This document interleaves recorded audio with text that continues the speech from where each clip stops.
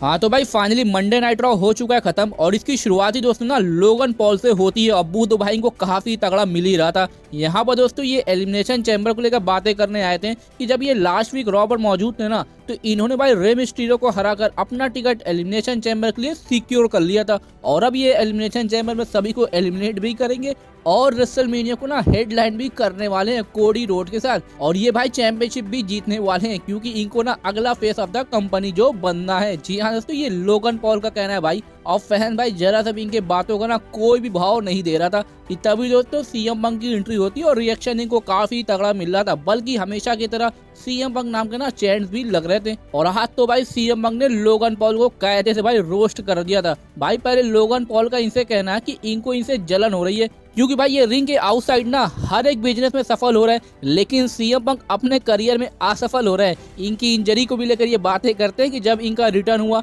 तो इन्होंने भाई अपनी स्पॉटलाइट को पाने के प्रेशर में ना भाई खुद को इंजर कर लिए थे, लेकिन इन्होंने इस चीज को हैंडल किया यानी लोगन पॉल ने। भाई मुझे तो नहीं याद है कभी इन्होंने हैंडल किया है, बल्कि लोगन पॉल का ये भी कहना था कि नाम बदलते हैं भाई। पहले स्टोन कोल्ड स्टीव ऑस्टिन थे, फिर जॉन सीना और अब सीएम पंक, लेकिन थोड़े टाइम बाद ना ये लोग मेरा नाम लेंगे। भाई अब तो ये सही में ना भावनाओं में बह गए। लेकिन सीएम पंक ने भाई इनका इलाज ना कर दिया था कि देख भाई पहली बात मैं तुमको ना जानता नहीं हूँ कहते थी कि तुम बाहर क्या करते हो और तुमने सही बोला भाई नाम बदलते हैं, लेकिन जो तुमने नाम लिया ना भाई वो सारे के सारे लीजेंड है और हम लोग ने हिस्ट्री बनाई है। और रही बात आपकी ना तो भाई तुम तो यहाँ ज्यादा दिन टिकने वाले भी नहीं हो और ये लोग तुमको याद भी नहीं रखेंगे। और रही बात एलिमिनेशन चैम्बर की तो वहाँ पर मैं आपको एलिमिनेट भी करूंगा और रेसलमेनिया को हेडलाइन करूंगा और लॉस वेजेस में से as a world heavyweight championship निकलूंगा भी और आप सिर्फ ना इतिहास रह जाओगे और एलिमिनेशन चैम्बर में आपको पता भी चल जाएगा कि आप कुछ नहीं हो। इसके बाद तो भाई लोगन पॉल के पास ना बोलने के लिए कुछ बचता ही नहीं है,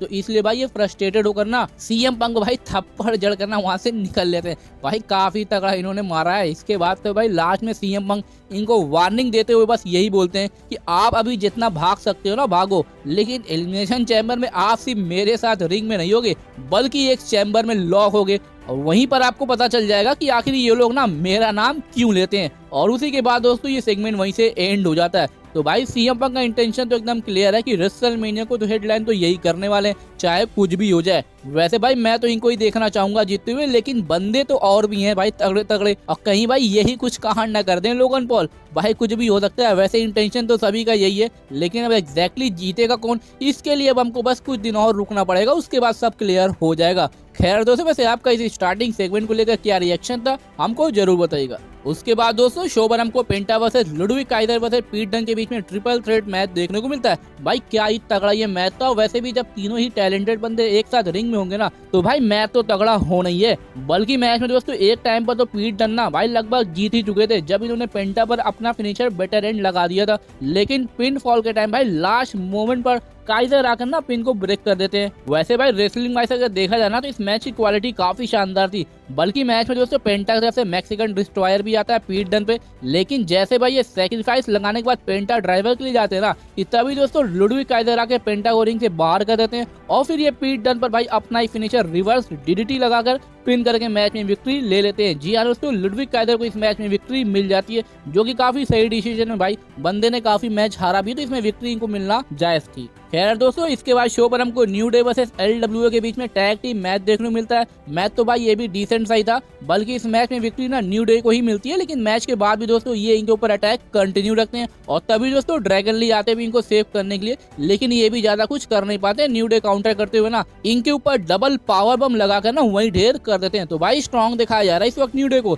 लेकिन भाई सही बताऊं ना तो कुछ खास इनको लेकर डब्ल्यूडब्ल्यूई इस वक्त कर नहीं रही। भाई शुरुआत में तो ठीक था लेकिन अब कुछ खास इनको लेकर दिख नहीं रहा है। वैसे दोस्तों आपका इस पर क्या ओपिनियन है हमको जरूर बताइएगा। इसके बाद तो भाई बैक स्टेज हमको जजमेंट डे को दिखाया था जहां पर फिन बेलर और डोमिनिक के बीच ना बहस होती है और तभी दोस्तों वहां पर लिम मॉर्गन और रकेल रॉड्रिगेज की एंट्री होती है जो कि इनका कहना था कि इन्होंने भाई जेट कारगिल पर अटैक नहीं किया है। जी हाँ दोस्तों भाई ये झूठ तो नहीं बोलेंगी, और अगर दोस्तों ये नहीं है तो भाई फिर वो कौन है, और वो भाई कोई और नहीं, मुझे तो भाई बियंका ब्लेयर का इसमें हाथ लग रहा है। जी हाँ दोस्तों इनका ही हाथ हो सकता है भाई इसके पीछे। बस अब जेट कारगिल के रिटर्न का वेट करिए, उसके बाद सब क्लियर हो जाएगा भाई। वैसे आपको क्या लगता है भाई, कौन हो सकता है जिसने जेड कारगिल पर अटैक किया होगा? हमको कमेंट सेक्शन में जरूर बताइएगा। उसके बाद दोस्तों शो पर हमको गुंथर ना भाई अपने रिंग एयर में देखते हैं। वैसे भाई ये एडवर्टाइज तो नहीं थे आज मैच के लिए, खैर वैसे भाई ये प्रोमो पहले कट करते हैं। जे ऊसो को लेकर ये काफी ज्यादा एंग्री है कि जे ऊसो भाई को रेसलमेनिया में फेस करने वाले हैं, लेकिन फिर इनका ये भी कहना था कि अब इनके पास मौका है भाई रेसलमेनिया में इनको कायदे से एम्बैरेस करने का। वो तो भाई अब रेसलमेनिया में ही क्लियर हो जाएगा कि कौन किसको एम्बैरेस करेगा। लेकिन इसके बाद ये अपने चूज किए गए अपोनेंट को कॉल आउट करते हैं, और ये भाई कोई और नहीं बल्कि अल्फा अकेडमी के अकीरा टोदावा थे। जी हाँ दोस्तों, अकीरा टोदावा भाई गुंथर इनको मौका देना चाह रहे थे। और रही बात दोस्तों इस मैच की, तो मैच तो भाई ये काफी छोटा ही सा था, लेकिन अगर मैं सही बताऊं ना तो भाई जे ऊसो से बेटर इन रिंग स्किल तो भाई इसी बंदे की है। ये तो भाई मैंने इस मैच में आज देख ही लिया। वैसे मैच में विक्ट्री तो भाई गुंथर की होती है, बल्कि मैच के बाद भी ना ये अकीरा को टॉर्चर कर ही रहते हैं, लेकिन ओटिस इनको सेव कर लेते हैं।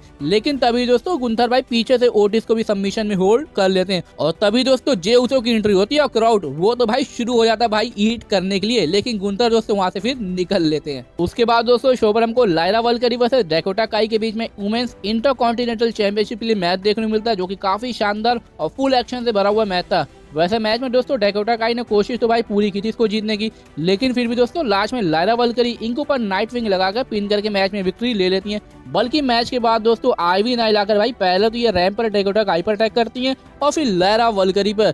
भाई इनका इंटेंशन एकदम साफ दिख रहा है कि ये इंटर कॉन्टिनेंटल चैंपियनशिप के लिए आ रही हैं, और इन्होंने भाई आज बोला भी है कि जब तक इनको इसके लिए मैच नहीं मिलेगा ना भाई तब तक ये इनके पीछे रहेंगी, यानी लायरा वल्करी के। खैर दोस्तों इसके बाद हमको एक वीडियो पैकेज के साथ साथ ना सैमी ज़ैन का एक बैक स्टेज एक इंटरव्यू दिखाया था, जहां पर भाई ये केविन ओवेंस के ना इनके घर जाने को लेकर बातें करते हैं कि कैसे ये भी भाई केविन ओवेंस के घर गए थे, उनकी मदद से बातें भी की थी और फिर अपने घर भी आ गए थे। लेकिन सैमी ज़ैन ने भाई ये भी बोला कि ये इन सब चीजों में ना भाई फैमिली को आगे नहीं लाना चाहते हैं, और इसी को लेकर भाई ये केविन ओवेंस को वार्निंग भी देते हैं। और इनका ये भी कहना था कि डब्ल्यू भाई इनकी इंजरी को लेकर कोई भी रिस्क नहीं लेने वाली है, और इसी वजह से इन्होंने अनसेक्शन मैच रखा है। जी हाँ दोस्तों, ये मैच भाई सिर्फ नो डिस्क्वालिफिकेशन नहीं है, बल्कि इसमें कोई भी रूल्स नहीं होंगे, बस रेफरी का काम यही होगा कि पिन फॉल करेंगे या सबमिशन के लिए होंगे। और यहाँ तक कि भाई डब्ल्यूडब्ल्यूई ना कोई भी जिम्मेदारी नहीं लेने वाली किसी भी चीज की इंजरी की। जी हाँ दोस्तों, मैच में भाई कुछ भी हो सकता है, डब्ल्यूडब्ल्यूई इसकी कोई भी जिम्मेदारी नहीं लेने वाली है। ये लोग भाई किसी भी हद तक जा सकते हैं। तो भाई अब तो इस मैच को देखने का एक्साइटमेंट लेवल तो और भी ज्यादा बढ़ गया है। वैसे एक्सपेक्टेशन तो हाई तो रहती इन दोनों ही लोग से, लेकिन अब देखते हैं एग्जैक्टली मैच में ये लोग क्या बवाल मचाते हैं। उसके बाद दोस्तों शो पर हमको Bron Breakker versus Dominik Mysterio के बीच में सिंगल मैच देखने को मिलता है।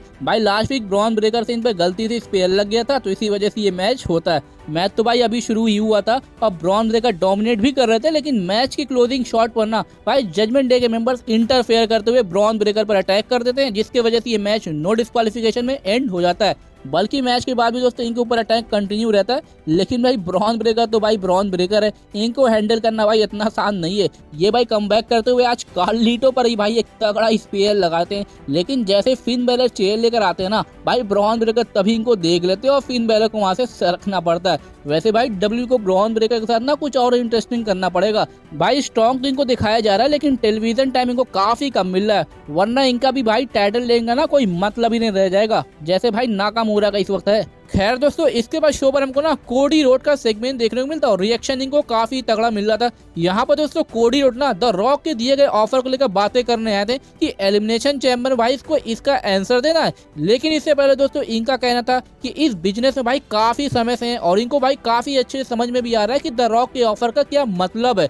बल्कि दोस्तों इनका ये भी कहना था ना कि जो भी ये फैसला लेंगे ना ये सिर्फ इन पर फर्क नहीं पड़ेगा, बल्कि इनके पूरे फैमिली पर इसका असर पड़ेगा, और द रॉक ने मुझे सब कुछ देने के लिए भी कहा है। इसके बाद दोस्तों ये आगे जैसे कुछ बोलते ना कि तभी दोस्तों सेथ रॉलिंस इनको इंटरप्ट करते हैं और अब भाई फैंस इनका ही गाना गाने लग जाता है। भाई सेथ रॉलिंस तो पहले इनका रॉ पर वेलकम करते हैं कि 1 साल बाद ये फेस टू फेस फिर से रॉ पर आए, लेकिन यहाँ पर दोस्तों सेथ रॉलिंस का इनसे कहना था ना कि भाई तुम ये करना क्या चाह रहे हो, द रॉक को भाई आपकी सोल चाहिए, आप ये बात याद रखिएगा कि मैंने आपके लिए क्या क्या किया था और आपको क्या फॉलोअर चाहिए क्या, कि आपको ये चैंपियनशिप भारी लग रही है, मुझे तो ऐसा नहीं लग रहा।